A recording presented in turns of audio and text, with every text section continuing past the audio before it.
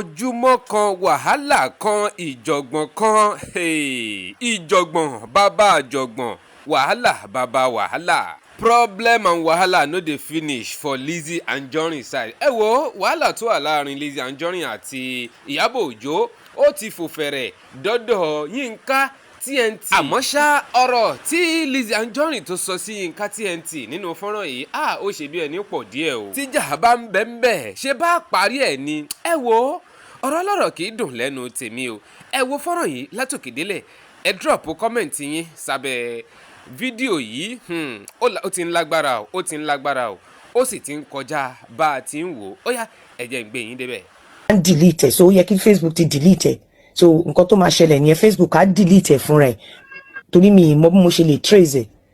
Number 3 ó ní mo ní nọ́mbà ẹ lọ́wọ́ mi ṣe pé ẹ the same rule goes and apply to you ó ní nọ́mbà mi lọ́wọ́ before you came out láti ṣe show fún mi tó sọ nǹkan tó sọ. So gbogbo àwọn èèyàn believe pé ó ń ṣeré you cannot irú eré wo nìyẹn ìwọ náà ní nọ́mbà mi the same rule tí wo fi lè pè mí kí wá ní nǹkan tó tí wo fi ṣe orí tèmi ò fi ṣe orí tèmi fi láti pè ẹ́ pé kí n tó pè ẹ́ kí n tó jáde fún ẹ in tó ti lè mú wọ jáde fẹ́ mi tó ti sọ nǹkan tó sọ kò sí irú yẹn tó cover mi pé kí n pè ẹ́ pé kí ni mi ò lè pè ẹ́ náà because ìwọ náà pè mí. And so dem mọ̀ wípé èmi àti ẹ sí ní talking time because ìgbà tí mo ti ṣe show tí mo pe dáàdi yín bọ́ síta tí mo ní àìjọ ẹ bá wa sọ fún Lizzy kọ̀kọ̀ you blocked me èmi náà dẹ̀ block àjọ block ara wa and we never had a sọ̀rọ̀ until bóyá ńgbà tí mo ṣe orin fún ọmọ ẹ mọ́mí Adébímpé gan ló connect wa together so now and after 30 connect wa together kò dé sí nǹkan tá sọ pé ju pé ẹ ṣé o dẹ̀ ṣàdúrà and that was the last time I spoke to you so èmi náà dẹ̀ ti sí talking time sọ̀rọ̀ so the same thing tí wo fi lè pè èmi òun náà ni ò lè mẹ́mi náà pè ìwọ. You can never be with me. You can never. tó bá tún ti rí mi with anything around you at all anything tó bá wù ẹ́ ni kò ṣe fún mi I am going to stay away as you have said as you have indicated on your you have indicated on your show and it's going to happen. Number 2 mo list àwọn kìíní yẹn lẹ unfortunately mi ò ní lè delete àwọn nǹkan tó sọ pé kí n delete lórí page mi because I cannot not that pé kò wù mí láti delete wọn but mi ò ní lè trace wọn. Nítorí monetization àbí nítorí kíni ọjọ́ wo sì ni May 1st kò tí ì pọ̀dún márùn-ún náà. So automatically ó yẹ kí Facebook ti delete ẹ because tó bá ti anything tí wọ́n bá ṣe after 30 days Facebook máa ń delete ẹ so ó yẹ kí Facebook ti delete ẹ so nǹkan tó máa ṣẹlẹ̀ ní Facebook á delete ẹ fúnra ẹ torí mi mo ṣe lè trace ẹ.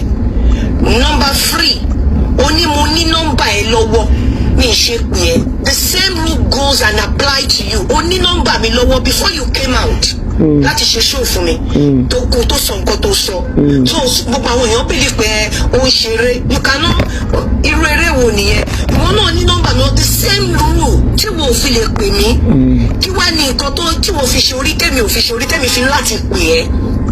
Nígbà tẹ́sàbọ̀d gbé kéèsì Òṣòdì wá ṣé mo dọ̀tí yín àbí mo yẹ̀yẹ́ yín ẹ̀yin ò ṣáà ní court case lóṣòdì ìgbà tẹ́sàbọ̀d wá fi ojú yín gbolẹ̀ ṣé mo dá sí rárá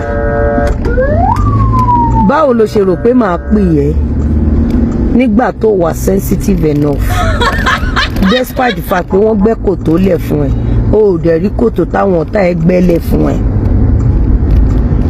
ìwọ ló ní rẹ tó lọ kìbọ kòtò you should enjoy your kòtò in peace ṣé bó fẹ́ dá sọ̀rọ̀ ni ó fẹ́ polówó Ọlọ́run ló ń gbé èèyàn ga kò kì í ṣe èèyàn sórí pé o miscalculate láti ijọ́ tán ti ń fi wọ̀ṣẹ̀ sí lórí online ọjọ́ wo ló ti rí kó ti gbé mi níkùn pé mo fẹ́ bu ẹ rí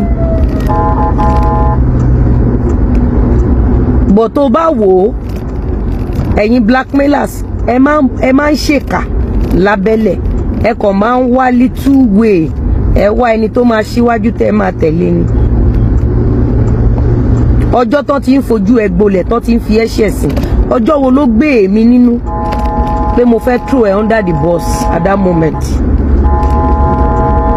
Bóyá torí ẹ̀ lọ́lọ́run ṣe ń gbé èmi lékè lọ́lọ́run dẹ̀ ṣe ń gbé ẹni bí ṣubú. Ṣebí ìwọ ló fẹ́ bá wọn bú Lizzy, ìwọ ló fẹ́ bá wọn throw Lizzy under the truck, ìwọ ló fẹ́ identify ẹni tó wà lábẹ́ amẹ̀bọ Gistlover àdótòṣì tó máa mọ sàárì àwọn ọmọ ẹ̀. Ó dẹ̀ ti jáde nísìn ó ti sọ fún wa ẹni tó wà lábẹ́ amẹ̀bọ àbó ò sọ fún wa. O bóyá o rò pé èèyàn kan wà ní indọ́sì tó fẹ́ gbà ẹ̀, kò sẹ́nibọ́dì, àwọn gan wá ẹni tó máa gbà wọ́n. Ṣé bó rí pẹ́sìn tó ń ṣe wọ́n ń lulẹ̀ ni? O rí lọ́kọ bójú ẹ̀ ṣe bàjẹ́, orí bójú lọ́kọ ṣe bàjẹ́ náà, orí bójú ìjímèrè ṣe bàjẹ́. For the first time o rí pé ẹyẹ wọn ò ké bí ẹyẹ mọ́ ni. Society ti ń dájọ́ wọn. Society ó ti ń dájọ́ wọn. You don't understand?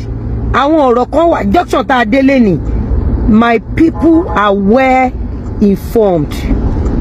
The society are well informed. Tí n bá ṣe show formality ni mi ò need any show mọ́. Mo kàn máa ṣe brush up lecture ni. Society ti mọ bó ṣe ń lọ, everybody ti mọ nǹkan tó ń ṣẹlẹ̀. Níjọ́ tó lọ gbé fíìmù síta èmi ò kú mọ̀ pé ó gbé fíìmù síta. Wàláì mo fi Ọlọ́run ọba búra. Mo ṣẹ̀ṣẹ̀ ń gbọ́ lẹ́nu woman tí mo rí sí ẹ̀ show yìí ni. Mi ò mọ̀ mi gbọ́ nǹkan kan pa fíìmù ẹ̀. Làwọn èèyàn ti ń predict pé ó ń bọ̀ kó lè bá mọ̀ pé the society are well informed. Orí pọ́n ń sọ fún ẹ pé kò dàbí 2019. Orí pọ́n ń já ẹ tán. Ó ti yé? Ìwọ ló lọ síbẹ̀, ìwọ ló dán ló tọ̀ ń bọ̀. Ìyegede ẹni TNT. Sórí ìjà tèmi tún wá ń bẹ ẹjà. Ìjà pé o lọ kó sọ́wọ́ ni, ò ń ṣe ohun tó ṣe fún mi.